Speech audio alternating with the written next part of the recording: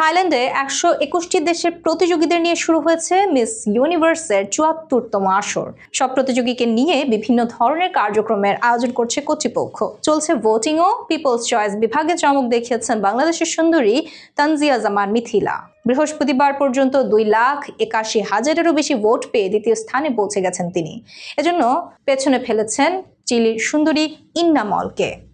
এ তালিকায় প্রথম স্থানে রয়েছেন ইন্দোনেশিয়ার আহতিসা মানালো। তাকে পেছনে ফেলতে মিথিলার আরও ২৯,০০০ ভোটের প্রয়োজন। মিথিলা তার দেশবাসীর কাছে আহ্বান জানিয়েছেন তাকে ভোট দিয়ে জয়যুক্ত করতে। মিথিলা তার ফেসবুক আইডিতে লেখেন, বাংলাদেশের ১০ লক্ষ মানুষ যদি প্রতিদিন ১০টা করে ভোট দেয় তাহলে ৭ দিনে কয়েক কোটি ভোট হবে। ১০টা ভোট দিতে সময় লাগে মাত্র ১০ থেকে ১২ মিনিট। ১৮ থেকে ১৯ কোটি মানুষের দেশে শুধুমাত্র ভোটের অভাবে যদি বাংলাদেশের প্রতিনিধি হেরে যায়, এটা কি মেনে নেওয়া যায়?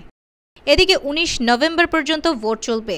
আশা করা যায় আজকালের মধ্যেই ভোট পেয়ে শীর্ষে পৌঁছাবেন মিথিলা। পিপলস চয়েস ছাড়াও বেস্ট ন্যাশনাল কস্টিউমে প্রথম, মিস কনজেনিয়ালিটিতে দ্বিতীয়, বেস্ট ইভিনিং গাউনে দ্বিতীয় ও বেস্ট স্কিনে তৃতীয় বিভাগেও এগিয়ে আছেন মিথিলা। ফুকেটের ইভেন্ট শেষ করে এখন পাতায়ায় আছেন মিথিলা। মিস ইউনিভার্স প্রতিযোগিতায় অংশ নিতে ২রা নভেম্বর থাইল্যান্ডে পৌঁছান মিস ইউনিভার্স বাংলাদেশ ২০২৫ মুকুটজয়ী এই মডেল ও অভিনয়শিল্পী। নিজেকে নিয়ে অনেক সাফল্যের প্রত্যাশী তিনি।